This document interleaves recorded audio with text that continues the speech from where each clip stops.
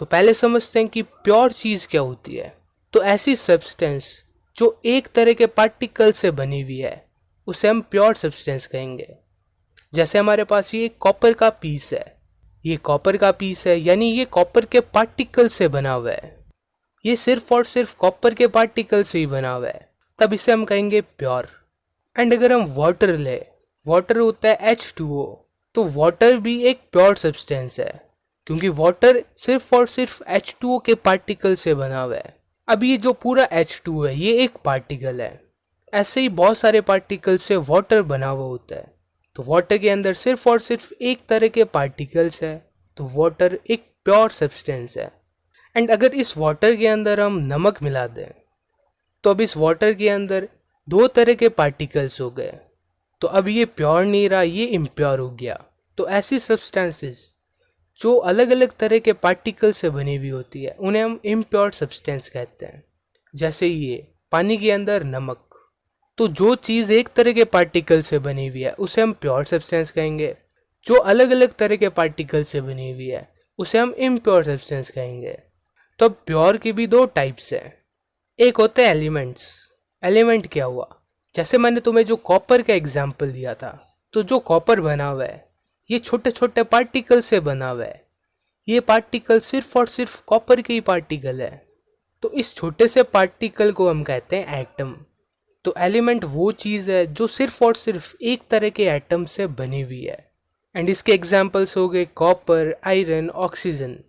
Copper बना हुआ होगा कॉपर एटम से, आयरन बना हुआ होगा आयरन एटम से, ऑक्सीजन बनी हुई होगी ऑक्सीजन एटम से। तो ये सारी चीज़ें एक तरह के एटम से ही बनी हुई है, तो इन्हें हम कहेंगे elements. And second type of pure substance है कंपाउंड्स। तो जैसे वाटर, वाटर बना हुआ होता है H2O से, H2O एक पूरा पार्टिकल है एंड इस पार्टिकल के अंदर दो H है, H यानी हाइड्रोजन एंड एक ऑक्सीजन है, यानी एक पार्टिकल दो हाइड्रोजन एटम्स एंड एक ऑक्सीजन एटम से मिलके बना हुआ है, तो इसे हम कहेंगे कंपाउंड। तो अब तुम कहोगे थोड़ी देर पहले हमने पढ़ा था कि अगर कोई चीज़ दो तरह के पार्टिकल से बनी हुई है तो उसे हम इम्प्योर सब्सटेंस कहेंगे। तो इस हिसाब से तो वाटर भी इम्प्योर होना चाहिए क्योंकि ये हाइड्रोजन एंड ऑक्सीजन से मिलके बना हुआ है। तो ये प्योर क्यों है, तो ये प्योर इसलिए है क्योंकि जो हाइड्रोजन एंड ऑक्सीजन का रेशियो है वो हमेशा फिक्स रहेगा, हमेशा हमें दो हाइड्रोजन एंड एक ऑक्सीजन ही मिलेगा। तो ऐसी सब्सटेंसेस जो दो या दो से ज़्यादा चीज़ों से मिलके बनी हुई है एंड उन चीज़ों का रेशियो हमेशा फिक्स रहता है, उन्हें हम कंपाउंड्स कहते हैं। जैसे वाटर हाइड्रोजन एंड ऑक्सीजन को मिलाने से बना है एंड हाइड्रोजन एंड ऑक्सीजन का रेशियो हमेशा फिक्स रहेगा 2:1। तो ऐसी चीज़ों को हम कहते हैं कंपाउंड्स। जैसे एग्जाम्पल हो गया वाटर, वाटर यानी H2O, कार्बन डाइऑक्साइड जो होती है CO2, कार्बन डाइऑक्साइड एक कार्बन एंड दो ऑक्सीजन को मिलाने पे बनी है, तो ये एक प्योर सब्सटेंस है। तो ये होगी प्योर सब्सटेंसेस। अब देखते हैं इम्प्योर सब्सटेंसेस को। तो अगर मेरे पास कोई प्योर सब्सटेंस है जैसे वाटर एंड अगर मैं इसके अंदर कोई दूसरी सब्सटेंस ऐड कर दूं तो ये एक इम्प्योर चीज़ बन जाएगी। जैसे मैंने वाटर के अंदर शुगर को ऐड कर दिया तो ये एक इम्प्योर चीज़ बन गई। एंड वाटर को हमने इम्प्योर बनाया कैसे, शुगर को मिक्स करके। तो हम कह सकते हैं कि जो इम्प्योर चीज़ें होती हैं वो मिक्सचर होती हैं। जैसे ये वाटर एंड शुगर का मिक्सचर है तो ये एक इम्प्योर चीज़ है। तो इम्प्योर चीज़ों को हम मिक्सचर्स भी कहते हैं। एंड एक मिक्सचर के अंदर कोई नई चीज़ नहीं बनती। जैसे हमने शुगर एंड वाटर को ऐड करा तो इसके अंदर शुगर एंड वाटर है, दोनों अलग अलग है, इन्हें हम सेपरेट भी कर सकते हैं। तो कोई चीज़ नई नहीं बनी, जैसी चीज़ पहले थी वैसे ही बाद में है। तो एक मिक्सचर के अंदर कोई नई चीज़ नहीं बनती। एंड मिक्सचर दो तरह का होता है, एक होता है होमोजीनियस मिक्सचर, एक होता है हेट्रोजीनियस मिक्सचर। तो जैसे हमारे पास वाटर है, इसके अंदर हमने शुगर ऐड करी एंड इसे अच्छे से मिक्स कर दिया तो ये एक मिक्सचर बन गया। इसके अंदर हम देख सकते हैं कि जो शुगर एंड वाटर के पार्टिकल है वो यूनिफॉर्मली मिक्सड है, हर एक जगह वाटर एंड शुगर एक जैसे ही हैं।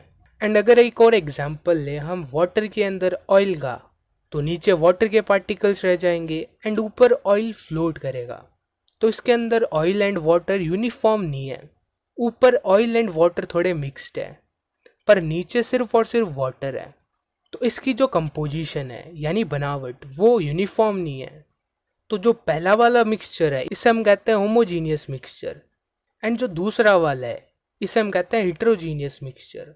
तो होमोजीनियस मिक्सचर एक ऐसा मिक्सचर हुआ जिसके अंदर सारी चीज़ें यूनिफॉर्मली मिक्स्ड होती है, जैसे sugar and water uniformly mixed है। एंड हिट्रोजीनियस मिक्सचर एक ऐसा मिक्सचर है जिसके अंदर चीज़ें यूनिफॉर्मली मिक्स नहीं होती। यानी अगर हम इस मिक्सचर को नीचे से देखें तो नीचे ये अलग है, ऊपर ये अलग है, तो ये यूनिफॉर्म नहीं है, तो इसे हम कहते हैं हिट्रोजीनियस मिक्सचर।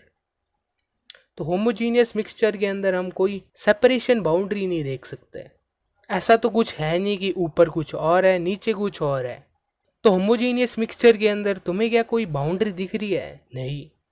तो होमोजीनियस मिक्सचर के अंदर कोई भी सेपरेशन बाउंड्री दिखती नहीं है, यानी ऐसी बाउंड्री जो दो चीज़ों को सेपरेट करती है। तो इसके अंदर हमें शुगर एंड वाटर को सेपरेट करने वाली कोई बाउंड्री नहीं दिख रही। पर हिट्रोजीनियस मिक्सचर के अंदर ऑयल एंड वाटर दोनों अलग अलग है, एंड इनके बीच में जो लाइन है ये है सेपरेशन बाउंड्री, तो ये विजिबल है। तो हिट्रोजीनियस मिक्सचर के अंदर सेपरेशन बाउंड्री विजिबल होती है।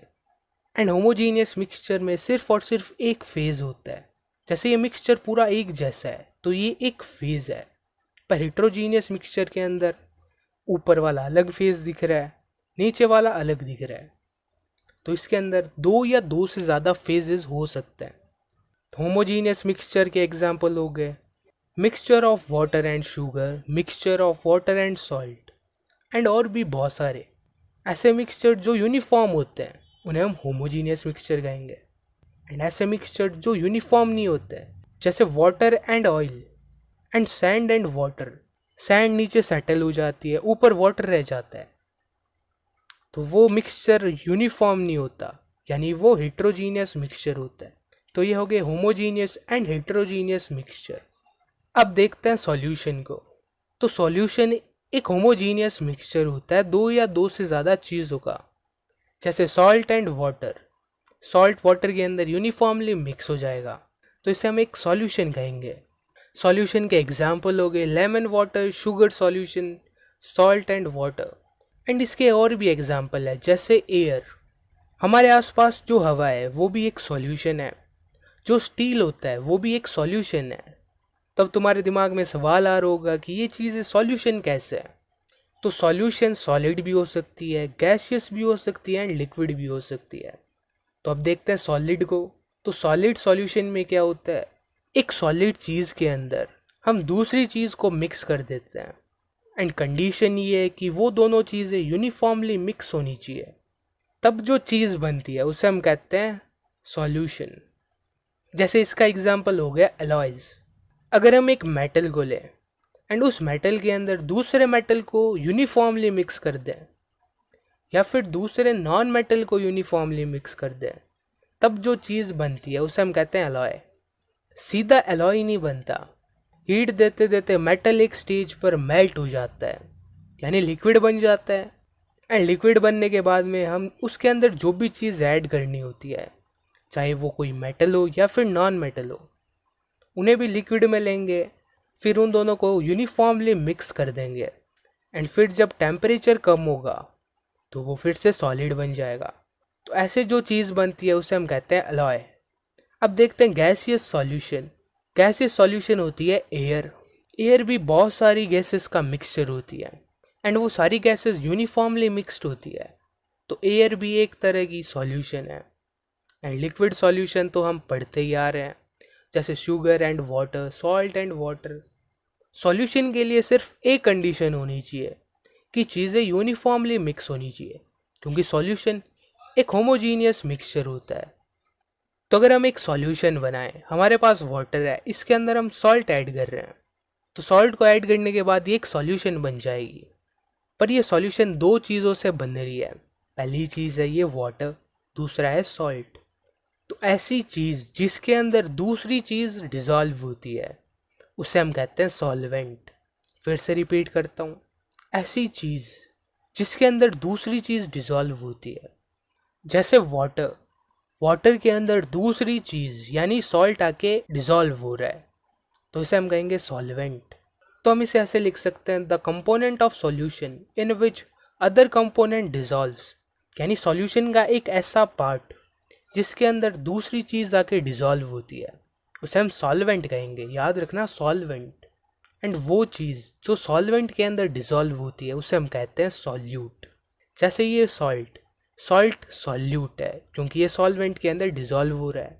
तो इस एग्जाम्पल को देख के हम एक बात कह सकते हैं कि जो सॉल्वेंट होता है वो ज़्यादा क्वांटिटी में होता है, जैसे कि वाटर यहाँ पर ज़्यादा क्वांटिटी में है, एंड सॉल्यूट कम क्वांटिटी में होता है जैसे सॉल्ट। तो अब सॉल्यूट एंड सॉल्वेंट का तुम्हें पता चल गया। तुम कई बार सॉल्यूट एंड सॉल्वेंट के बीच में कंफ्यूज भी हो सकते हो, तो उस कंफ्यूजन से बचने के लिए जो ऊपर वीडियो आ रही है इसे देखना मत भूलना, क्योंकि जितना भी तुमने अभी पढ़ा है वो सारा वेस्ट हो जाएगा अगर तुम कंफ्यूज हो गए। तो अगर सॉल्यूट की जगह सॉल्वेंट लिख दिया तो पूरा ही गलत हो जाएगा। तो उस वीडियो को ज़रूर देखना, छोटी सी वीडियो है। तो अब सॉल्यूशन के कुछ एग्जांपल्स देखते हैं। पहला एग्जांपल है solution of tincture of iodine. तो अगर हम आयोडीन को अल्कोहल में डिसॉल्व करते हैं तो जो सॉल्यूशन बनेगी उसे हम कहते हैं टिंचर ऑफ आयोडीन। तो यहाँ पर हम कर क्या रहे हैं, अल्कोहल के अंदर आयोडीन को ऐड कर रहे हैं। तो अल्कोहल क्या हो गया, सॉल्वेंट हो गया, एंड जो आयोडीन है वो क्या हो गया, सॉल्यूट। दूसरा एग्जाम्पल हो गया एरेटेड ड्रिंक्स का, जैसे कोल्ड ड्रिंक्स को हम एरेटेड ड्रिंक्स कहते हैं। तो इनके अंदर क्या होता है, जो लिक्विड होता है उसके अंदर कार्बन डाइऑक्साइड गैस डिसॉल्व करी जाती है। तो हमने कई बार देखा होगा जब भी हम कोल्ड ड्रिंक को खोलते हैं तो उसके अंदर से गैस निकलती है, तो वो गैस होती है कार्बन डाइऑक्साइड। तो इन ड्रिंक्स में क्या होता है, लिक्विड के अंदर गैस को डिसॉल्व करा जाता है। तो यहाँ पर सॉल्यूट कौन सा हुआ, लिक्विड, क्योंकि लिक्विड के अंदर ही गैस डिसॉल्व होती है, एंड जो गैस है वो है सॉल्यूट। एंड थर्ड एग्जाम्पल है एयर। हमारे आसपास जो भी हवा है इसके अंदर नाइट्रोजन होती है, ऑक्सीजन होती है। तो हवा के अंदर ज़्यादातर नाइट्रोजन होती है, नाइट्रोजन का परसेंटेज होता है 78% एंड ऑक्सीजन 21% होती है। इसे टोटल करने पे हमें मिलेगा 99%। तो जो बचा हुआ 1% है उसके अंदर और सारी गैसेस होती हैं जो छोटी छोटी क्वांटिटी में प्रेजेंट होती है। तो एयर के अंदर मेनली नाइट्रोजन एंड ऑक्सीजन होती है। तो यहाँ पर जो ज़्यादा क्वांटिटी में है वो क्या होगा, सॉल्वेंट, एंड जो कम क्वांटिटी में है वो है सॉल्यूट।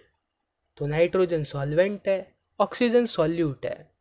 तो ये होगी सॉल्यूशन की डेफिनेशन एंड उसके एग्जांपल्स। अब देखते हैं प्रॉपर्टीज़ ऑफ सॉल्यूशन, यानी कैसे हमें पता चलेगा कि कोई चीज़ सॉल्यूशन है या नहीं। तो पहली बात तो यही है कि सॉल्यूशन एक होमोजीनियस मिक्सचर होता है, यानी सॉल्यूशन के अंदर जो भी चीज़ें हैं वो यूनिफॉर्मली मिक्स्ड होती है। एंड अगर मेरे पास एक सॉल्ट की सॉल्यूशन है वाटर के अंदर, तो इसके अंदर सॉल्ट एंड वाटर मिक्स्ड है, तो इस सॉल्यूशन के पार्टिकल्स हम देख थोड़ी सकते हैं। ऐसे हम थोड़ी देख सकते हैं कि ये वाटर पार्टिकल्स है, ये सॉल्ट पार्टिकल्स हैं। ऐसा तो हम देख नहीं सकते। क्यों नहीं देख सकते, क्योंकि जो पार्टिकल्स होते हैं वो बहुत छोटे होते हैं, उन्हें हम बिना किसी माइक्रोस्कोप के देख नहीं सकते, यानी सीधी आंख से नहीं देख सकते। अगर वाटर के अंदर पत्थर को हम डिसॉल्व कर दें तो उन पत्थर को हम देख सकते हैं। तो अगर हम किसी सॉल्यूशन के पार्टिकल्स को अलग अलग देख सकते हैं, यानी सॉल्यूट को अलग एंड सॉल्वेंट को अलग, तब वो कोई सॉल्यूशन नहीं है। यानी जो पत्थर एंड वाटर का मिक्सचर है वो एक सॉल्यूशन नहीं है, बट जो सॉल्ट एंड वाटर का मिक्सचर है वो एक सॉल्यूशन है। तो ये पार्टिकल्स बहुत छोटे होते हैं, इनका साइज 1 नैनोमीटर से भी कम होता है। 1 नैनोमीटर 10⁻⁻⁹ मीटर के बराबर होता है। तो ये पार्टिकल्स बहुत छोटे होते हैं। अब एक नई चीज़ को समझते हैं। तो अगर किसी चीज़ से लाइट निकल रही है एंड उस लाइट के पाथ के बीच में कोई पार्टिकल है, तो ये लाइट आएगी, इस पार्टिकल से टकराएगी। लाइट पार्टिकल से टकराई तो ये पार्टिकल क्या करेगा, इस लाइट को एब्जॉर्व कर लेगा, एंड एब्जॉर्व करने के बाद ये लाइट को स्कैटर करेगा, यानी चमकने लग जाएगा। तो इस फिनोमिना को हम कहते हैं स्कैटरिंग ऑफ लाइट। यानी लाइट आई पार्टिकल के पास, पार्टिकल ने उसे एब्जॉर्व करा, एंड फिर जब वो पार्टिकल चमकेगा तब उसे हम कहेंगे स्कैटरिंग। तो ये पार्टिकल बड़ा है, अगर इस पार्टिकल को हम छोटा कर दें तो अब ये पार्टिकल इस लाइट को एब्जॉर्व नहीं कर सकता, तो अगर वो एब्जॉर्व ही नहीं करेगा तो स्कैटर कैसे करेगा। एंड सेम यही चीज़ सॉल्यूशन के पार्टिकल के साथ होती है। सॉल्यूशन के पार्टिकल्स बहुत छोटे होते हैं, तो क्योंकि वो छोटे होते हैं तो वो लाइट को स्कैटर नहीं कर पाते, तो हम कह सकते हैं because of small size they can't scatter beam of light. तो अब ये बीम ऑफ लाइट क्या है, तो अगर किसी सोर्स से लाइट निकल रही है तो उस सोर्स से बहुत सारी लाइट की रेज निकलेगी, उन बहुत सारी रेज को हम कहते हैं बीम, यानी a group of rays is known as beam. ऐसा तो है नहीं कि एक ही रे सॉल्यूशन से टकराएगी, सॉल्यूशन से बहुत सारी रेज टकराएंगी, उन सारी रेज को एक साथ हम कहते हैं बीम ऑफ लाइट। तो सॉल्यूशन के पार्टिकल्स इतने छोटे होते हैं कि वो लाइट को स्कैटर नहीं कर पाते हैं। एंड अगर हम एक सॉल्यूशन को ले उसे फिल्टर पेपर से पास कराएं तो उस सॉल्यूशन का जो सॉल्यूट है वो फिल्टर पेपर से पास हो जाएगा। जैसे हमारे पास एक सॉल्यूशन है शुगर एंड वाटर की, तो शुगर है यहाँ पे सॉल्यूट, वाटर है सॉल्वेंट। एंड अगर इस सॉल्यूशन को फिल्टर पेपर से पास कराया जाए यानी फिल्ट्रेशन कराया जाए तो शुगर फिल्टर थोड़ी हो जाएगी, शुगर वाटर के साथ ही फिल्टर पेपर से पास हो जाएगी। तो हम कह सकते हैं कि we can't separate solute from solution by filtration.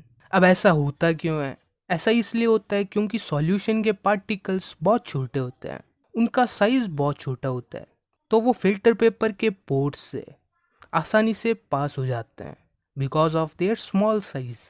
अगर हम एक सॉल्यूशन को अनडिस्टर्ब्ड रखें तो उसके अंदर जो सॉल्यूट है वो नीचे सेटल थोड़ी हो जाएगा। अगर हमने वाटर एंड शुगर की सॉल्यूशन बनाई है तो थोड़ी देर बाद शुगर नीचे सेटल थोड़ी हो जाएगी। तो सॉल्यूशन में जो सॉल्यूट के पार्टिकल्स होते हैं वो नीचे सेटल नहीं होते।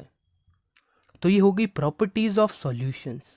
अब सॉल्यूशन दो तरह की होती है, एक होती है सैचुरेटेड सॉल्यूशन, एक होती है अनसैचुरेटेड सॉल्यूशन। सॉल्यूशन बनती है सॉल्यूट एंड सॉल्वेंट से। तो जैसे हमारे पास ये एक सॉल्वेंट है, ये इसके पार्टिकल्स हैं, एंड अगर हम इसके अंदर सॉल्यूट मिक्स करें तो सॉल्यूट आएगा इस स्पेस के बीच में चला जाएगा। तो सॉल्वेंट के पार्टिकल्स के बीच में जो स्पेस है वो अभी भी खाली है, यानी और सॉल्यूट को हम इसके अंदर ऐड कर सकते हैं। तो इस सॉल्यूशन को हम कहेंगे अनसैचुरेटेड सॉल्यूशन, यानी ऐसी सॉल्यूशन जिसके अंदर और सॉल्यूट ऐड करा जा सकता है, उसे हम अनसैचुरेटेड सॉल्यूशन कहेंगे। एंड अगर इसके अंदर हम और सॉल्यूट ऐड करते हैं तो सॉल्वेंट के पार्टिकल्स के बीच में जो स्पेस थी वो अब सारी भर गई, यानी अब और पार्टिकल्स इसके अंदर डिसॉल्व नहीं हो सकते क्योंकि अब कोई स्पेस ही नहीं है। तो इससे हम कहेंगे सैचुरेटेड सॉल्यूशन, यानी ऐसी सॉल्यूशन जिसके अंदर और सॉल्यूट डिसॉल्व ना करा जा सके। एंड अगर हम टेम्परेचर को बढ़ाते हैं तो सॉल्वेंट के पार्टिकल्स की काइनेटिक एनर्जी बढ़ेगी, उस वजह से जो पार्टिकल्स के बीच में स्पेस है वो भी बढ़ जाएगी। तो स्पेस बढ़ेगी तो और पार्टिकल्स इसके अंदर डिसॉल्व हो पाएंगे। तो टेम्परेचर बढ़ाने से सॉल्यूट के ज़्यादा पार्टिकल्स डिसॉल्व करे जा सकते हैं। इसलिए इन दोनों की डेफिनेशन में लिखा हुआ है एट अ पर्टिकुलर टेम्परेचर, यानी एक फिक्स टेम्परेचर के ऊपर अगर टेम्परेचर हम बढ़ा देते हैं तो और सॉल्यूट डिसॉल्व करा जा सकता है। तो यहाँ पर हमने टेम्परेचर को फिक्स कर दिया, तो ये होगी सैचुरेटेड एंड अनसैचुरेटेड सॉल्यूशन।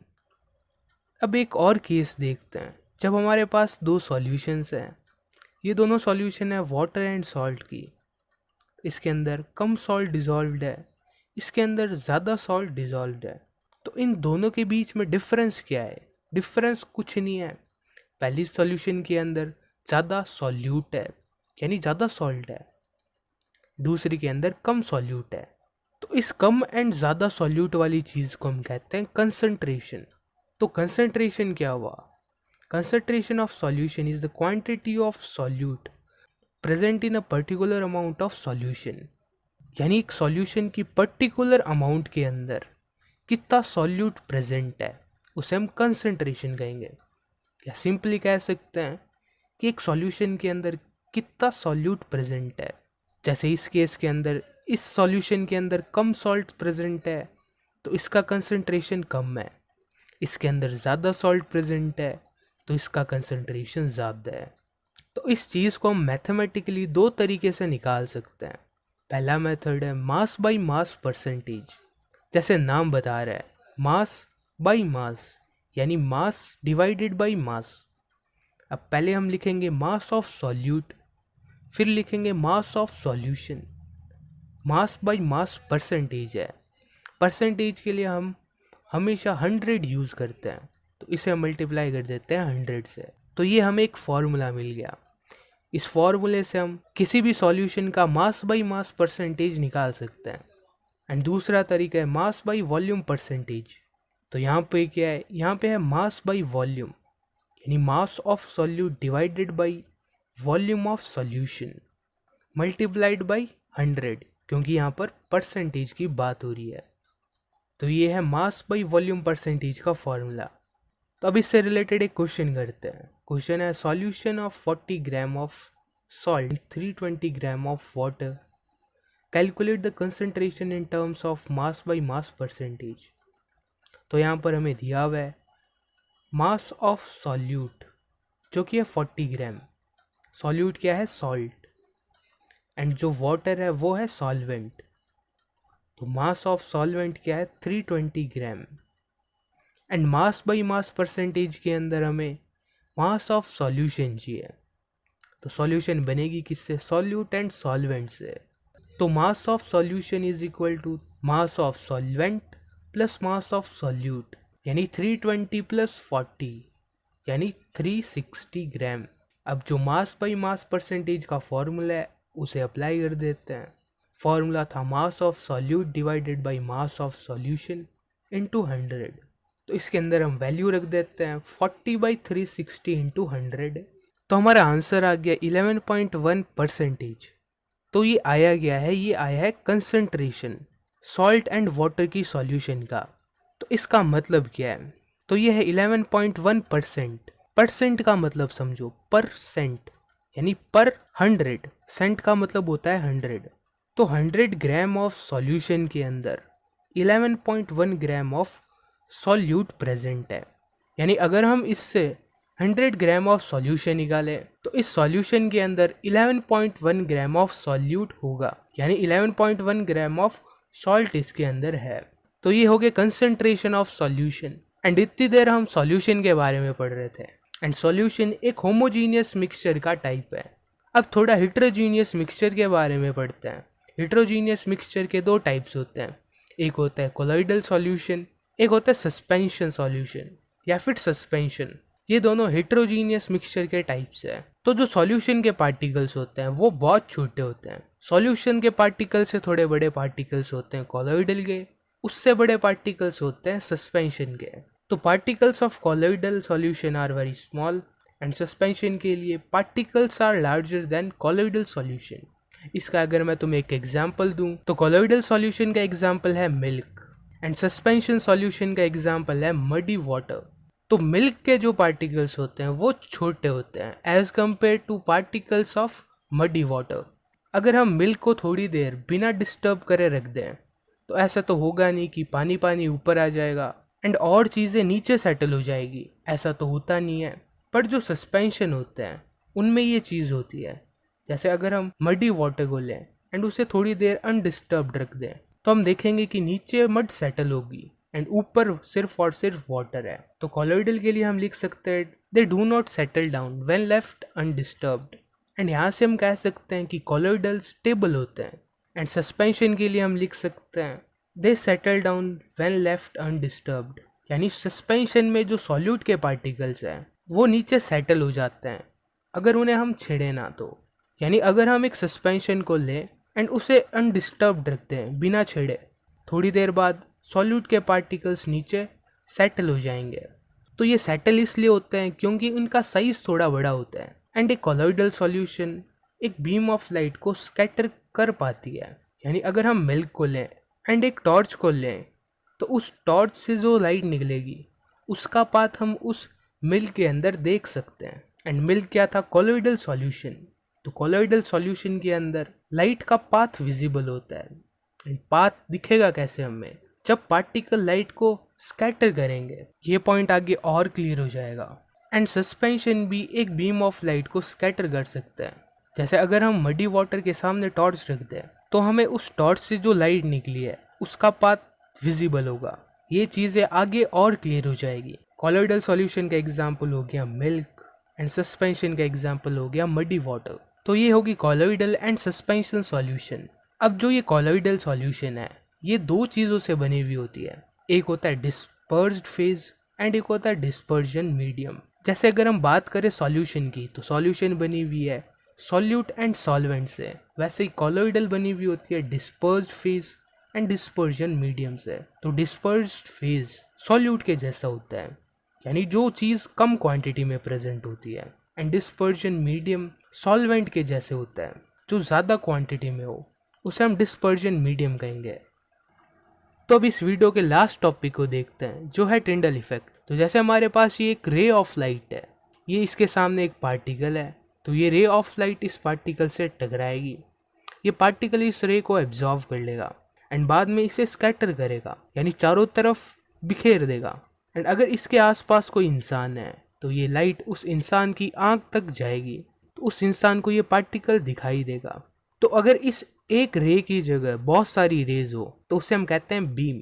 तो टिंडल इफेक्ट को हम ऐसे डिफाइन कर सकते हैं, the scattering of beam of light due to which we can see the path of light is known as Tyndall effect. यानी जैसे हमारे पास ये एक सॉल्यूशन है, इसके अंदर से एक टॉर्च की लाइट पास हो रही है, तो इस टॉर्च की लाइट में बहुत सारी रेज होगी, बहुत सारी रेज को हम कहते हैं बीम ऑफ लाइट। ये बीम ऑफ लाइट पार्टिकल से टकराएगी, पार्टिकल्स उस लाइट को स्कैटर करेंगे, तो वो लाइट हमारी आंखों तक आएगी, एंड जब वो आंखों तक आएगी तब हम उन पार्टिकल को चमकता हुआ देख सकेंगे, यानी हमें लाइट का पाथ इस सॉल्यूशन के अंदर विजिबल होगा, हम देख सकते हैं। तो इस फिनोमिना को हम कहते हैं टिंडल इफेक्ट। एक चीज के अंदर हमें लाइट का पाथ विजिबल होता है, बस इतना ही है टिंडल इफेक्ट। अब ये सॉल्यूशन है मिल्क, टॉर्च के सामने है एयर, एयर में तो हमें ये चीज दिखाई नहीं दे रही, तो क्या एयर में पार्टिकल्स नहीं है? नहीं, एयर में पार्टिकल्स तो हैं पर वो बहुत छोटे हैं। थोड़ी देर पहले हमने पढ़ा था एयर एक तरह की सॉल्यूशन है एंड सॉल्यूशन के पार्टिकल्स बहुत छोटे होते हैं, वो लाइट को स्कैटर नहीं कर पाते, तो एयर के अंदर लाइट स्कैटर नहीं होती। या कह सकते हैं कि सॉल्यूशन में टिंडल इफेक्ट नहीं होता। इसके आगे ये है मिल्क, मिल्क एक कॉलोइडल सॉल्यूशन है, ये लाइट को स्कैटर कर सकता है, तो ये टिंडल इफेक्ट शो करता है क्योंकि कॉलोइडल के पार्टिकल्स थोड़े ज़्यादा बड़े होते हैं।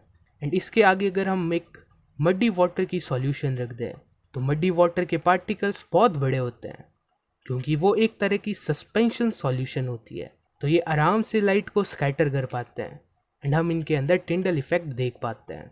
तो सॉल्यूशन के अंदर हम टिंडल इफेक्ट नहीं देख सकते, कॉलोइडल के अंदर एंड सस्पेंशन के अंदर हम टिंडल इफेक्ट देख सकते हैं। एंड इस वीडियो का टॉपिक है separation of components of a mixture, यानी हम एक मिक्सचर के कंपोनेंट्स को सेपरेट करेंगे। कंपोनेंट्स यानी जिन चीज़ों से एक मिक्सचर बना हुआ होता है। तो इस चीज़ को करने के लिए हमारे पास बहुत सारे मेथड्स हैं। तो पहला मेथड है फिल्ट्रेशन। तो अगर तुम्हारे पास कोई मिक्सचर है जिसके अंदर एक कंपोनेंट लिक्विड है एंड दूसरा है सॉलिड, तो उस मिक्सचर के कंपोनेंट्स को तुम आराम से फिल्ट्रेशन से अलग कर सकते हो। पर फिल्ट्रेशन को हम सिर्फ और सिर्फ हिट्रोजीनियस मिक्सचर के लिए अप्लाई कर सकते हैं। जैसे एक mixture of sand and water, तो जो सैंड है उसके पार्टिकल्स बड़े होते हैं, तो वो वाटर के अंदर अच्छे से मिक्स नहीं हो पाते। तो जो सैंड एंड वाटर का मिक्सचर होता है वो एक हिट्रोजीनियस मिक्सचर होता है। तो ऐसे मिक्सचर के कंपोनेंट्स को हम फिल्ट्रेशन से सेपरेट कर सकते हैं। हम फिल्ट्रेशन के अंदर एक फ़िल्टर पेपर का यूज़ करते हैं। फ़िल्टर पेपर के थ्रू उस सॉल्यूशन को या उस मिक्सचर को पास कराते हैं एंड फिल्टर पेपर के अंदर होते हैं छोटे छोटे पोर्स, उन पोर्स के थ्रू लिक्विड तो पास हो जाता है एंड बचता है सॉलिड। तो फिल्ट्रेशन की मदद से हम एक ऐसे हिट्रोजीनियस मिक्सचर जिसके अंदर एक चीज़ लिक्विड हो दूसरी चीज़ सॉलिड हो उसे सेपरेट कर सकते हैं। फिल्ट्रेशन को हम सिर्फ और सिर्फ हिट्रोजीनियस मिक्सचर के लिए यूज़ कर सकते हैं। एंड हिट्रोजीनियस मिक्सचर के लिए सेकंड टाइप ऑफ टेक्निक है हैंड पिकिंग। अगर हमारे पास एक मिक्सचर है सैंड एंड स्टोन का, तो सैंड में से हम स्टोन को आराम से उठा के साइड में रख सकते हैं, तो उसे ही हम कहते हैं हैंड पिकिंग, यानी हाथ से उठा उठा के चीज़ों को सेपरेट करना। तो इसे भी हम सिर्फ और सिर्फ हिट्रोजीनियस मिक्सचर के लिए यूज़ करते हैं। एंड थर्ड टेक्निक है सीविंग। सीविंग को तुम सॉलिड फिल्ट्रेशन की तरह समझो। जैसे हमारे पास एक सैंड एंड स्टोन का मिक्सचर है एंड उस मिक्सचर को हम एक छलनी या फिर सीव से पास कराते हैं। तो जो सीव होती है उसके अंदर भी फिल्टर पेपर की तरह पोर्स होते हैं, पर थोड़े बड़े पोर्स होते हैं। उन पोर्स के थ्रू जो सैंड है वो नीचे पास हो जाएगी एंड स्टोन्स ऊपर रह जाएंगे। सीविंग से हम सैंड एंड स्टोन के मिक्सचर को सेपरेट कर सकते हैं। हम सीविंग तभी यूज़ कर सकते हैं जब पार्टिकल्स का साइज छोटा एंड बड़ा हो। जैसे सैंड के पार्टिकल्स छोटे होते हैं, पत्थर बड़े होते हैं। अगर साइज में डिफरेंस है तभी हम सीविंग का यूज़ करते हैं। अगर एक की साइज के पार्टिकल्स है तो वहाँ पर हम हैंड पिकिंग का यूज़ करते हैं। तो ये तीनों टेक्निक्स थी हिट्रोजीनियस मिक्सचर को सेपरेट करने के लिए। अब हम देखते हैं कैसे हम होमोजीनियस मिक्सचर के कंपोनेंट्स को सेपरेट कर सकते हैं। जैसे होमोजीनियस मिक्सचर हो गया mixture of salt and water. तो इस मिक्सचर को हम ना ही तो फिल्ट्रेशन से, ना ही हैंड पिकिंग से, ना ही सीविंग से सेपरेट कर सकते हैं। तो इस मिक्सचर के कंपोनेंट्स को हम इवापोरेशन से सेपरेट कर सकते हैं। इवापोरेशन में हम एक ऐसे मिक्सचर को लेते हैं जिसके अंदर एक वॉलेटाइल सब्सटेंस है, दूसरी नॉन वॉलेटाइल सब्सटेंस है। यानी एक ऐसा मिक्सचर चाहिए जो इन दोनों चीज़ों से बना हुआ हो। अब वॉलेटाइल चीज़ कौन सी होती है? वॉलेटाइल चीज़ यानी जो चीज़ चल सकती है। बस अभी इतना याद रखो कि वॉलेटाइल चीज़ यानी जो चीज़ चल सकती है एंड नॉन वॉलेटाइल जो चल नहीं सकती। तो हमने एक ऐसे मिक्सचर को ले लिया जिसके अंदर वॉलेटाइल एंड नॉन वॉलेटाइल चीज़ है। उस मिक्सचर को हमने हीट करा। अब इवापोरेशन स्टार्ट हो गया है। हीट करना यानी इवापोरेट करना। तो जब हम इस मिक्सचर को हीट करेंगे तो इस मिक्सचर में जो वॉलेटाइल सब्सटेंस है उसकी स्टेट चेंज हो जाएगी। जैसे हमारे पास कोई भी सब्सटेंस है, अगर वो लिक्विड है तो हीट करने पे वो गैस में चेंज हो जाएगी। ऐसे ही यहाँ पर हो रहा है। जो वॉलेटाइल सब्सटेंस है वो लिक्विड स्टेट में है, जब हम उसे हीट करते हैं तब वो गैस स्टेट में चेंज हो जाती है। यानी अब वो इस मिक्सचर के अंदर नहीं है, अब सिर्फ और सिर्फ नॉन वॉलेटाइल चीज़ है। अब क्योंकि ये नॉन वॉलेटाइल है तभी इसका स्टेट चेंज नहीं होगा। अगर ये वॉलेटाइल होती तो इसका भी स्टेट चेंज हो जाता एंड हमें कुछ मिलता ही नहीं। तो अब जो नॉन वॉलेटाइल चीज़ है वो हमें इस बीकर के अंदर मिल गई। वॉलेटाइल चीज़ गैस बन के इवापोरेट होगी। तो ऐसे हमने इस मिक्सचर के कंपोनेंट्स को सेपरेट कर लिया इवापोरेशन से। तो इवापोरेशन कुछ नहीं है, एक मिक्सचर को हीट करना इवापोरेशन होता है। ऐसे मिक्सचर के लिए हम इवापोरेशन का यूज़ करेंगे जिस मिक्सचर के अंदर एक वॉलेटाइल सब्सटेंस हो, दूसरी नॉन वॉलेटाइल सब्सटेंस हो। अगर दोनों ही वॉलेटाइल सब्सटेंस है तो दोनों ही सब्सटेंस गैस बन के बीकर से बाहर चली जाएगी। तो मिक्सचर के कंपोनेंट्स तो सेपरेट ही नहीं होंगे। अगर दोनों ही सब्सटेंस नॉन वॉलेटाइल है तो कोई भी गैस बनेगी नहीं एंड हमें दोनों ही चीज़ें बीकर में ही मिलेगी। तो इसलिए हमेशा याद रखना, एक वॉलेटाइल होना चाहिए, एक नॉन वॉलेटाइल होना चाहिए। अब इवापोरेशन की एप्लीकेशन देखते हैं। एप्लीकेशन यानी कैसे मिक्सचर्स के लिए इसे हम यूज़ कर सकते हैं। जैसे एक मिक्सचर है इंक। इंक एक कलर्ड कंपोनेंट एंड लिक्विड का मिक्सचर होता है। लिक्विड के अंदर कलर्ड कंपोनेंट मिक्स करा जाता है एंड उसे हम कहते हैं इंक। तो इंक के अंदर जो लिक्विड है वो वॉलेटाइल सब्सटेंस है क्योंकि लिक्विड इवापोरेट हो सकता है आसानी से, एंड जो कलर्ड कंपोनेंट है वो नॉन वॉलेटाइल सब्सटेंस है। तो इवापोरेशन को हम इंक के कंपोनेंट्स को सेपरेट करने के लिए यूज़ कर सकते हैं। सेकेंड मिक्सचर है वाटर एंड शुगर का। वाटर यहाँ पर वॉलेटाइल है, शुगर नॉन वॉलेटाइल है। ये हो गया इवापोरेशन। अब नेक्स्ट मेथड ऑफ सेपरेशन है सेंट्रीफ्यूगेशन। सेंट्रीफ्यूगेशन को समझने के लिए हम एक एग्जांपल लेते हैं। अगर तुम कार में बैठे हो एंड कार टर्न हो रही है, यानी कार एक सर्कुलर पाथ में चल रही है, तो तुम्हारे ऊपर एक बाहर की तरफ फोर्स लगती है। ये चीज़ तुमने नोटिस करी होगी। तो उस फोर्स को हम कहते हैं सेंट्रीपिटल फोर्स। यानी ऐसी फोर्स जो एक ऑब्जेक्ट जो कि सर्कुलर मोशन में है उसके ऊपर लगती है एंड बाहर की तरफ लगती है। उस फोर्स को हम कहते हैं सेंट्रीपिटल फोर्स। एंड इस फोर्स का यूज़ करके हम एक मिक्सचर के कंपोनेंट्स को सेपरेट करते हैं। हमारे पास जो भी मिक्सचर होगा उसके अंदर कुछ भारी पार्टिकल्स होंगे, कुछ हल्के पार्टिकल्स होंगे। तो ये फोर्स उस पार्टिकल पर ज़्यादा लगेगी जिसका मास ज़्यादा है। यानी force is directly proportional to mass. भारी पार्टिकल पर ज़्यादा फोर्स लगेगी, हल्के पार्टिकल पर कम फोर्स लगेगी। तो अगर हमारे पास इस मिक्सचर के अंदर भारी पार्टिकल्स हैं एंड हल्के पार्टिकल्स हैं एंड इसे हमने एक बॉक्स के अंदर डाल दिया एंड इसे हम रोटेट कराते हैं, यानी ये सर्कुलर मोशन में आ जाएगा एंड सर्कुलर मोशन में आते ही इसके ऊपर सेंट्रीपिटल फोर्स लगेगी। तो जब इसके ऊपर सेंट्रीपिटल फोर्स लगेगी तो भारी पार्टिकल्स पर ज़्यादा फोर्स लगेगी, तो वो पार्टिकल्स बाहर की तरफ आ जाएंगे एंड हल्के पार्टिकल्स पर कम फोर्स लगेगी तो वो पार्टिकल्स भारी पार्टिकल्स के पीछे आ जाएंगे। यानी भारी पार्टिकल्स पर ज़्यादा फोर्स लगी तो वो सारे पार्टिकल्स आगे आ गए, हल्के पार्टिकल्स पर कम फोर्स लगी तो वो पीछे रह गए। तो अब तुम देख सकते हो हमने मिक्सचर के कंपोनेंट्स को सेपरेट कर दिया। तो ये सिंपल सा मेथड है सेंट्रीफ्यूगेशन का। लैब में हम सेंट्रीफ्यूगेशन के लिए एक मशीन यूज़ करते हैं जिसका नाम है सेंट्रीफ्यूज। इस मशीन के ऊपर 2 टेस्ट ट्यूब लगी हुई है। हम एक टेस्ट ट्यूब भी लगा सकते थे, पर जब हम एक टेस्ट ट्यूब को लगाते तो अगर एक टेस्ट ट्यूब भी घूमेगी तो बैलेंस नहीं बनेगा। तो बैलेंस बनाने के लिए हम इसके ठीक अपोजिट साइड दूसरी टेस्ट ट्यूब को लगा देते हैं ताकि जब ये घूमे तो बैलेंस मेंटेन रहे। तो यहाँ पर 2 टेस्ट ट्यूब है, इन टेस्ट ट्यूब के अंदर हम अपना मिक्सचर रखते हैं। बाद में ये दोनों टेस्ट ट्यूब घूमती है, तो जब ये टेस्ट ट्यूब घूमेगी यानी ये सर्कुलर मोशन में आ जाएगी एंड जब भी कोई ऑब्जेक्ट सर्कुलर मोशन में होता है तो उस ऑब्जेक्ट के ऊपर एक फोर्स लगती है। उस फोर्स को हम कहते हैं centripetal force and centripetal force centre के अपोजिट साइड लगती है। जैसे ये एक ऑब्जेक्ट है, ये इस सर्कुलर पाथ पर चल रहा है तो ये है इसका सेंटर, तो जो सेंट्रीपिटल फोर्स लगेगी वो इस सेंटर के अपोजिट साइड लगेगी, यानी इस डायरेक्शन में लगेगी। तो सेम यही चीज़ इस केस में होती है।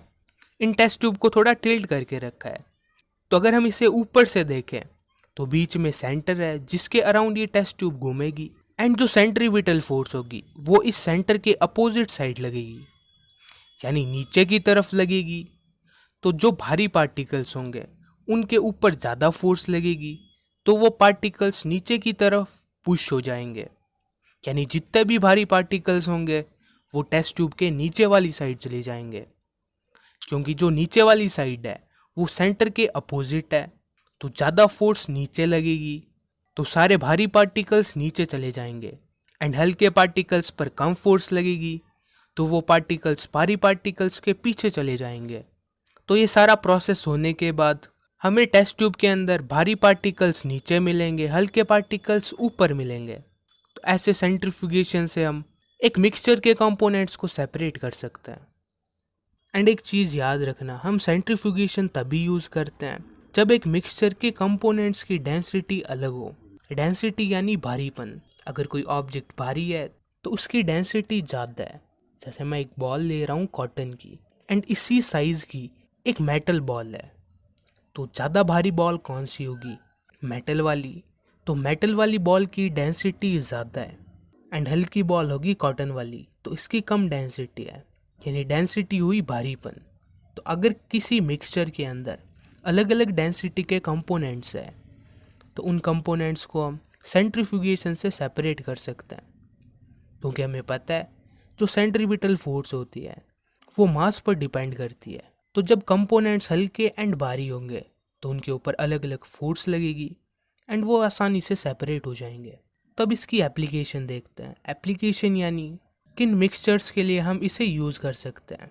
सेंट्रीफ्यूगेशन मेडिकल लैब्स में यूज़ होता है। मेडिकल लैब्स में ब्लड के कंपोनेंट्स को सेंट्रीफ्यूगेशन से ही सेपरेट करा जाता है। तो सेंट्रीफ्यूगेशन का यूज़ करके हम वॉशिंग मशीन में कपड़े सुखाते हैं। अब होता क्या है, वॉशिंग मशीन में हम गीले कपड़े डालते हैं, यानी ऐसे कपड़े जिनमें पानी हो, यानी ये एक मिक्सचर है क्लॉथ्स एंड पानी का। तो अब जो पानी है उसकी डेंसिटी ज़्यादा होती है as compare to density of clothes, क्योंकि पानी ज़्यादा भारी होता है। एक बाल्टी के अंदर तुम पानी डालो एंड उसी बाल्टी के अंदर कपड़े डालो तो भारी कौन होगा? पानी। तो पानी की डेंसिटी ज़्यादा होती है, तो जिसकी डेंसिटी ज़्यादा होगी उसके ऊपर सेंट्रीपिटल फोर्स ज़्यादा लगेगी, यानी जो पानी है उसके ऊपर ज़्यादा सेंट्रीपिटल फोर्स लगेगी। तब सारा पानी कपड़ों से निकल के वॉशिंग मशीन के साइड वाली वॉल्स में चला जाता है। मिल्क से क्रीम निकालने वाला काम भी सेंट्रीफ्यूगेशन से होता है। तो ये हो गया सेंट्रीफ्यूगेशन। तो अगर हमारे पास एक ऐसा मिक्सचर है जिसके कंपोनेंट्स मिक्स ना हो पाए, जैसे एक मिक्सचर है ऑयल एंड वाटर का, तो ऑयल वाटर के अंदर मिक्स नहीं हो पाता, तो ये एक ऐसा मिक्सचर है जिसके अंदर दो इमिसेबल लिक्विड्स हैं, यानी ऐसे लिक्विड्स जो मिक्स ना हो पाए। तो ऐसे मिक्सचर के कंपोनेंट्स को हम सेपरेटिंग फनल से सेपरेट कर सकते हैं। अब भैया सेपरेटिंग फनल है क्या? तो ये है सेपरेटिंग फनल। तो इस सेपरेटिंग फनल के नीचे एक टैप लगी हुई है एंड इस टैप को हम कहते हैं स्टॉप कॉक। ये टैप नॉर्मल घर में जो टैप होती है उसकी तरह ही है। जब हम इसे खोलेंगे तो इस फनल में जो भी मिक्सचर होगा वो फ्लो होना स्टार्ट हो जाएगा। तो क्योंकि वाटर एंड ऑयल मिक्स नहीं हो सकते, तो ये दोनों अलग अलग रहेंगे। तो वाटर नीचे है, ऑयल ऊपर है। तो जब हम इस टॉप कॉक को खोलेंगे तो वाटर नीचे बीकर में आना स्टार्ट हो जाएगा एंड जब ये सारा वाटर नीचे वाले बीकर में आ जाएगा तब हम स्टॉप कॉक को बंद कर देंगे। तो ऊपर ऑयल रह जाएगा, नीचे वाटर आ जाएगा। हम इस ऑयल को दूसरे बीकर में कलेक्ट कर सकते हैं। तो ऐसे ऑयल एंड वाटर का मिक्सचर सेपरेट हो गया। इसे हमने सेपरेट करा है सेपरेटिंग फनल का यूज़ करके। ये होगी सेपरेटिंग फनल। अब सेकेंड टेक्निक है सब्लिमेशन। तो जैसे हमें पता है अगर हमारे पास एक सॉलिड है, उस सॉलिड को हम हीट कर रहे हैं तो वो लिक्विड में चेंज हो जाएगा, जैसे आइस वाटर में चेंज होती है। अगर हम इस लिक्विड को और हीट करें तो ये लिक्विड गैस में चेंज हो जाएगा, जैसे वाटर स्टीम बनता है। पर कुछ ऐसी सब्सटेंसेस होती है जो डायरेक्टली सॉलिड से गैस बन जाती है, वो लिक्विड वाली स्टेट में नहीं जाती। तो ऐसी सब्सटेंसेस को हम कहते हैं सब्लाइम सब्सटेंस। एंड इस प्रोसेस जिसके अंदर एक चीज़ डायरेक्टली सॉलिड से गैस बनती है उसे हम कहते हैं सब्लिमेशन। तो अब तुम्हें एक बात समझ में आ गई, सब्लिमेशन तभी होता है जब एक सब्लाइम सब्सटेंस हो, यानी हम एक ऐसे मिक्सचर के कंपोनेंट्स को सेपरेट कर सकते हैं जिसमें एक सब्लाइम सब्सटेंस हो। तो सब्लिमेशन के लिए हम एक ऐसे मिक्सचर को चूज करते हैं जिसके अंदर एक सब्लाइम सब्सटेंस हो, दूसरी नॉन सब्लाइम सब्सटेंस हो। जैसे सब्लाइम सब्सटेंस होगी ammonium chloride and non sublime substance होगी सॉल्ट। तो अगर हमारे पास इन दोनों का मिक्सचर है, यानी सब्लाइम एंड नॉन सब्लाइम का एक मिक्सचर है, तो जब हम इसे हीट करते हैं तो जो सब्लाइम सब्सटेंस है वो हीट लेते ही गैस में कन्वर्ट हो जाएगी, पर नॉन सब्लाइम सब्सटेंस गैस में कन्वर्ट नहीं होगी, यानी वो मिक्सचर में ही रहेगी, पर सब्लाइम सब्सटेंस वेपर बन के हवा में उड़ जाएगी। यानी इस मिक्सचर के अंदर सिर्फ और सिर्फ नॉन सब्लाइम सब्सटेंस बचेगी। तो इस मिक्सचर के कंपोनेंट सेपरेट हो जाएंगे। तो मोटा मोटी यही है सब्लिमेशन। एक चीज़ को जब हम हीट करते हैं तो वो डायरेक्टली सॉलिड से गैस बन जाती है बिना लिक्विड वाली स्टेट में जाए हुए। एंड क्योंकि हम सब्लाइम सब्सटेंस के साथ एक नॉन सब्लाइम सब्सटेंस को हीट करते हैं तो नॉन सब्लाइम सब्सटेंस मिक्सचर में ही रह जाती है, सब्लाइम सब्सटेंस गैस बन के इवापोरेट हो जाती है। तो ऐसे मिक्सचर के कंपोनेंट सेपरेट हो जाते हैं। तो इस चीज़ को हम प्रैक्टिकली देखते हैं। तो जैसे हमारे पास ये एक मिक्सचर है अमोनियम क्लोराइड एंड सॉल्ट का। यहाँ पर अमोनियम क्लोराइड है सब्लाइम सब्सटेंस, सॉल्ट है नॉन सब्लाइम सब्सटेंस। तो जब हम इस मिक्सचर को हीट करेंगे तो जैसे हमें पता है अमोनियम क्लोराइड गैस बन के हवा में चला जाएगा। तो अगर हमें इस अमोनियम क्लोराइड को कलेक्ट करना है तो कलेक्ट करने के लिए हम इस मिक्सचर के ऊपर एक फनल लगा देते हैं। ये फनल उल्टी करी हुई है एंड इस फनल के ऊपर लगा दिया हमने एक कॉटन। तो अब हम इस मिक्सचर को हीट करते हैं। तो हीट करने पे अमोनियम क्लोराइड सॉलिड से डायरेक्टली गैस बन जाएगा एंड गैस बन के इस पॉइंट पे आके टकराएगा। तो अब ध्यान से देखना, इस पॉइंट पे आके ये टकराया। नीचे टेम्परेचर ज़्यादा है, यहाँ पर टेम्परेचर कम है। तो ऊपर वाले पॉइंट पर नीचे की कंपैरिजन में टेम्परेचर कम है। तो इस पॉइंट पर जब ammonium chloride as a gas आके टकराएगा तो क्योंकि यहाँ पर टेम्परेचर कम है तो वो गैस सॉलिड में चेंज हो जाएगी, यानी यहाँ पर हमें सॉलिड अमोनियम क्लोराइड मिलेगा। अब भैया क्यों मिलेगा? क्योंकि इस पॉइंट पर टेम्परेचर था कम एंड जब एक गैस को हम कम टेम्परेचर देते हैं तो वो लिक्विड में चेंज हो जाती है। पर क्योंकि यहाँ पर अमोनियम क्लोराइड एक सब्लाइम सब्सटेंस है, ये लिक्विड वाली स्टेट में तो जाता ही नहीं है, तो ये गैस से डायरेक्टली सॉलिड बन गया। तो ऐसे हमें ऊपर वाली साइड अमोनियम क्लोराइड मिल जाएगा एंड नीचे बच जाएगा सॉल्ट। तो ऐसे सब्लिमेशन से हम अमोनियम क्लोराइड एंड सॉल्ट के मिक्सचर को सेपरेट कर सकते हैं। तो सब्लिमेशन के लिए हमें एक ऐसा मिक्सचर चाहिए जिसके अंदर एक सबलाइम सब्सटेंस हो। तो ये हो गया सब्लिमेशन। अब हमारा नेक्स्ट टॉपिक है क्रोमेटोग्राफी। क्रोमेटोग्राफी के अंदर जो क्रोमा है वो कलर को रिप्रेजेंट करता है, यानी क्रोमेटोग्राफी कलर से रिलेटेड है। एंड अगर कलर की बात कर रहे हैं तो हमें बात करनी होगी इंक की। तो इंक बहुत सारे कलर्स का एक मिक्सचर है। मान लेते हैं इंक के अंदर ए एंड बी दो तरह के कलर्स है। एंड इस इंक को हम एक पेपर के ऊपर लगा देते हैं, उस पेपर को वाटर में डाल देते हैं। तो इस पेपर के नीचे वाला पोर्शन पानी में डूबा हुआ है, यानी नीचे वाले पोर्शन का कंसंट्रेशन ज़्यादा है। कंसंट्रेशन यानी नीचे ज़्यादा पानी है। एंड ऊपर वाली साइड पेपर गीला नहीं है, यानी पानी नहीं है, यानी कंसंट्रेशन कम है। नीचे हाई कंसंट्रेशन है, ऊपर लो कंसंट्रेशन है। तो वाटर हाई कंसंट्रेशन से लो कंसंट्रेशन की तरफ जाएगा, यानी पानी नीचे से ऊपर जाएगा। एंड नीचे उसे मिलेगी इंक। इंक यानी ए एंड बी कलर्स। तो वो A and B colour water के अंदर मिक्स होंगे। तो ये दोनों कलर अलग अलग है, तो ये पानी में भी अलग अलग तरह से डिसॉल्व होंगे। तो एक कलर पानी के अंदर अच्छे से मिक्स होगा, यानी उसकी सॉल्युबिलिटी ज़्यादा होगी। मान लेते हैं ए पानी में अच्छे से मिक्स हुआ तो ए की सॉल्युबिलिटी ज़्यादा है। एंड बी पानी में अच्छे से मिक्स नहीं हुआ तो बी की सॉल्युबिलिटी कम है। तो अब होगा क्या, यहाँ पर पानी के अंदर ए एंड बी मिल गए, तो यहाँ पर इंक के साथ वाटर मिल गया। अब ये ऊपर जाएगा, तो यहाँ पर हुआ क्या, ए एंड बी वाटर में मिक्स हो गए। ए की सॉल्युबिलिटी ज़्यादा है तो ए पानी का साथ ज़्यादा देगा। बी की सॉल्युबिलिटी कम है तो बी पानी का साथ कम देगा। यानी जब ये पानी ऊपर जाएगा तो ए पानी के साथ ज़्यादा दूर तक जाएगा, यानी ऊपर तक चला जाएगा। बी कम सॉल्युबल है, यानी वाटर का साथ कम देगा एंड बीच में ही रह जाएगा। तो ऐसे जो ज़्यादा सॉल्युबल था वो ज़्यादा दूर तक गया, जो कम सॉल्युबल था वो कम दूर तक गया। तो ऐसे हमने कलर ए एंड बी को सेपरेट कर लिया इंक के मिक्सचर से। तो इस पूरे प्रोसेस को हम कहते हैं क्रोमेटोग्राफी। इसके अंदर हमने कलर्स को सेपरेट करा है। तो ऐसे क्रोमेटोग्राफी से हम एक इंक के मिक्सचर को सेपरेट कर सकते हैं। होता कुछ नहीं है, बस इंक बहुत सारे कलर्स का मिक्सचर होता है। बहुत सारे कलर्स है, यानी सारे कलर्स की सॉल्युबिलिटी अलग अलग होगी। जो ज़्यादा सॉल्युबल होगा वो पानी का साथ ज़्यादा देगा एंड वो ऊपर तक चला जाएगा। जो कम सॉल्युबल होगा वो पानी का साथ कम देगा एंड वो नीचे ही रह जाएगा। एंड ऐसे इंक के कंपोनेंट सेपरेट हो जाते हैं। तो ये हो गया क्रोमेटोग्राफी। अब नेक्स्ट टॉपिक है डिस्टिलेशन। तो डिस्टिलेशन एक ऐसा प्रोसेस है जिसके अंदर हम एक लिक्विड को हीट करते हैं। अब हमें पता है जब हम लिक्विड को हीट करते हैं तो वो वेपर बन जाता है।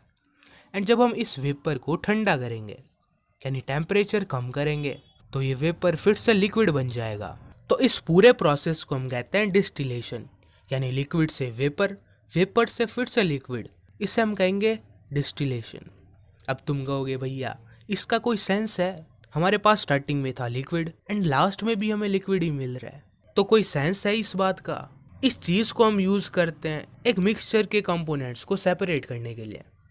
जैसे हमारे पास एक मिक्सचर है, इस मिक्सचर के अंदर दो लिक्विड्स हैं, एक लिक्विड L1 है, एक लिक्विड L2 है। एंड ये दोनों लिक्विड्स एक दूसरे में अच्छे से मिक्स हो रहे हैं, यानी ये दोनों मिक्सेबल लिक्विड्स है। जैसे सेपरेटिंग फनल में दो लिक्विड्स थे जो आपस में मिक्स नहीं हो पा रहे थे, उन्हें हम कहते थे इमिसेबल लिक्विड्स।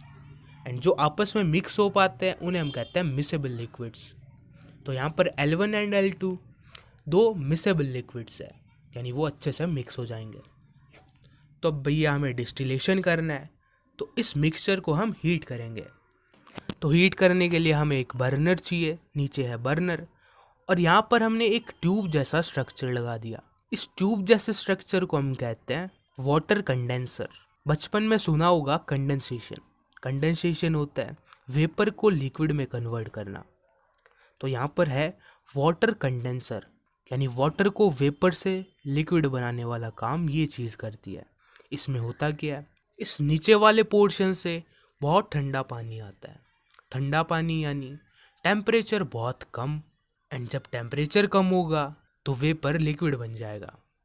एंड इस ऊपर वाले पोर्ट से वाटर बाहर चला जाता है एंड इसके बीच में से वेपर निकलता है। वेपर वाटर के डायरेक्ट कांटेक्ट में नहीं आता, बीच में ग्लास वॉल होती है ताकि उसका टेम्परेचर कम हो जाए। तो यहाँ से जब वेपर पास होगा तो वो लिक्विड में चेंज हो जाएगा एंड जब वो लिक्विड में चेंज हो जाएगा तो नीचे हमने लगा दिया बीकर उसे कलेक्ट करने के लिए। तो अब ये काम कैसे करता है ये समझते हैं। तो ये काम करता है बॉइलिंग पॉइंट के बेसिस पे। बॉइलिंग पॉइंट यानी ऐसा पॉइंट जिस पॉइंट पर एक लिक्विड वेपर बनना स्टार्ट होता है। तो मान लेते हैं कि L1 का बॉइलिंग पॉइंट है 100 डिग्री सेल्सियस एंड L2 का बॉइलिंग पॉइंट है 56 डिग्री सेल्सियस। एंड हमने इस मिक्सचर को फ्लास्क में डाल दिया एंड हम इसे हीट करते हैं। तो जब हम इसे हीट करेंगे तो इसका टेम्परेचर बढ़ना स्टार्ट हो जाएगा। तो मान लेते हैं कि अब टेम्परेचर है 60 डिग्री।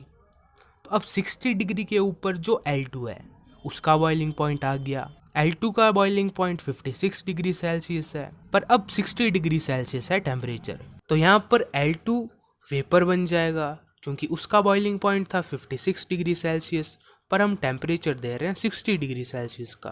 तो L2 वेपर बन जाएगा एंड इस ट्यूब के थ्रू पास होगा एंड ये ट्यूब है कंडेंसर। कंडेंसर यानी इसके अंदर टेम्परेचर बहुत कम है एंड जब एक वेपर को बहुत कम टेम्परेचर मिलता है तो वो लिक्विड बन जाता है।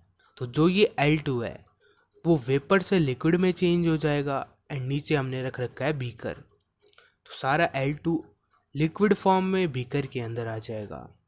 तो ऐसे डिस्टिलेशन से हमने L2 एंड L1 को सेपरेट कर दिया एंड ये दोनों मिक्सेबल थे, यानी ये दोनों अच्छे से मिक्स हुए हुए थे। तो हम डिस्टिलेशन का तब यूज़ करते हैं जब हमारे पास एक ऐसा मिक्सचर हो जिसके अंदर दो मिक्सेबल लिक्विड्स हो। तो यहाँ पर जो L1 था वो था वाटर एंड L2 था एसीटोन। तो डिस्टिलेशन का यूज़ करके हम एसीटोन एंड वाटर के मिक्सचर को सेपरेट कर सकते। तो इन दोनों के बॉइलिंग पॉइंट के बीच का डिफरेंस देखें तो वो होगा 100 - 56 जो होगा 44।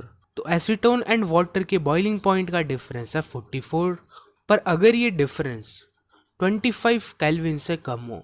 अभी केल्विन क्या है? केल्विन एक टेम्परेचर को मेजर करने की यूनिट है, जैसे डिग्री सेल्सियस होता है। तो अगर बॉइलिंग पॉइंट का डिफरेंस 25 केल्विन से कम हो तो वहाँ पर हम डिस्टिलेशन का यूज़ नहीं कर सकते। तो वहाँ पर हम यूज़ करते हैं फ्रैक्शनल डिस्टिलेशन का। फ्रैक्शनल डिस्टिलेशन कुछ नहीं है, सिर्फ हम डिस्टिलेशन का जो सेटअप था उसके अंदर एक फ्रैक्शनेटिंग कॉलम ऐड कर देते हैं।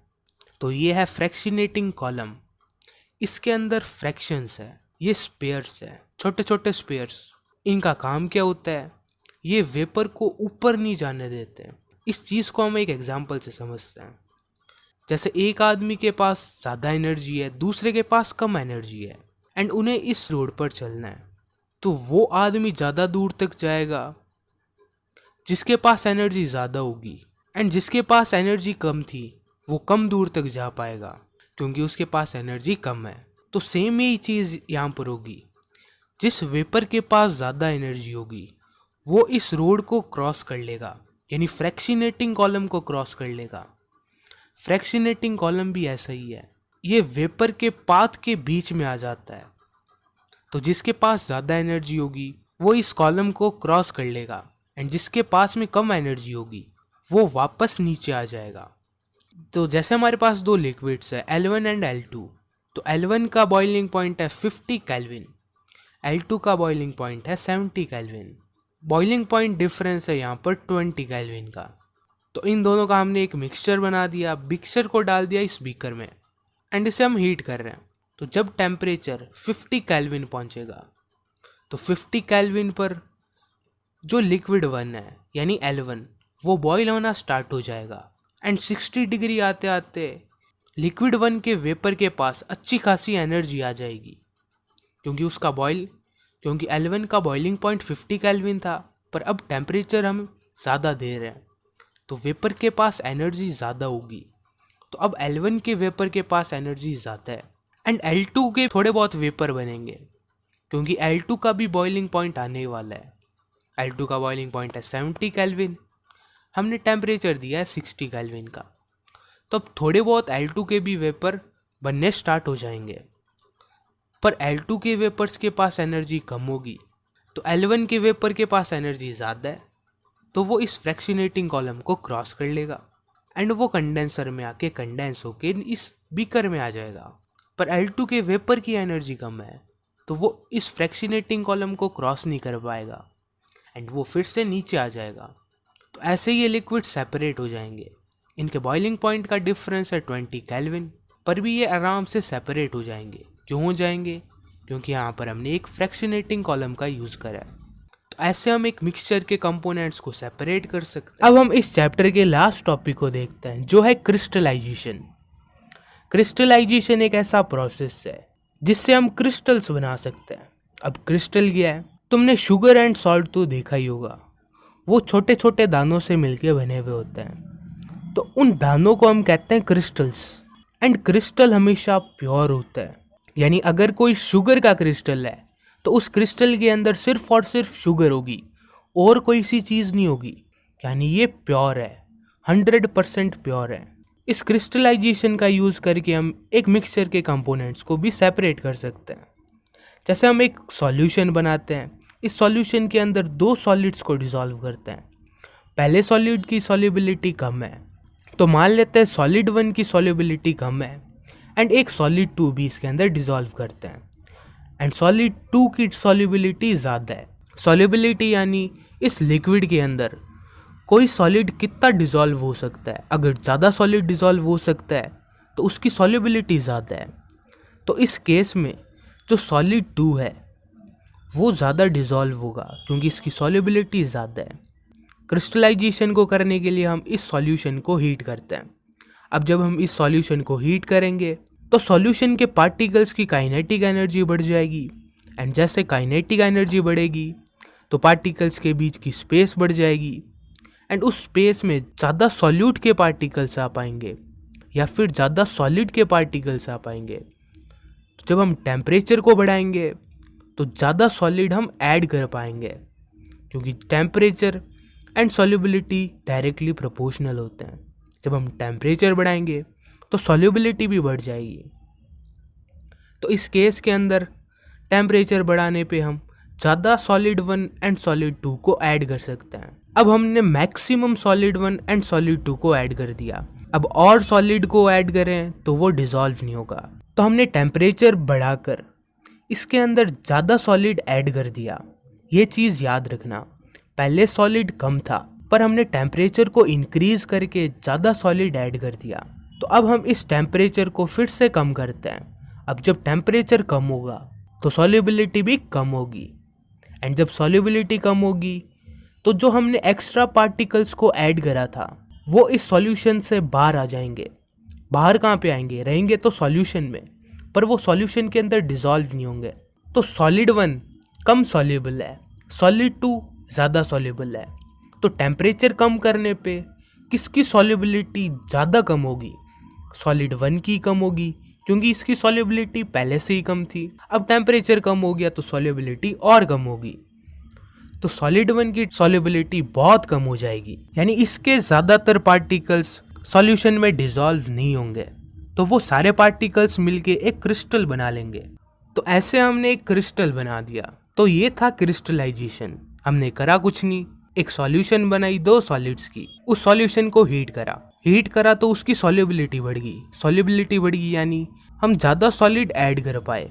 तो जो हमने टेम्परेचर बढ़ा के ज़्यादा सॉलिड ऐड करा था वो सॉलिड जब हमने टेम्परेचर कम करा तो सॉल्यूशन से बाहर आ गया एंड उस सॉलिड ने मिलके एक क्रिस्टल बना लिया। तो जो कम सॉल्युबल सॉलिड था उसका क्रिस्टल बन गया। तो ये था क्रिस्टलाइजेशन एंड इसी के साथ इस matter around us pure chapter complete होता है। अगर कुछ समझ में आया है तो वीडियो को लाइक करना एंड चैनल को सब्सक्राइब करना मत भूलना। तो अब मिलते हैं अगले चैप्टर के अंदर, तो जल्दी आ जाना।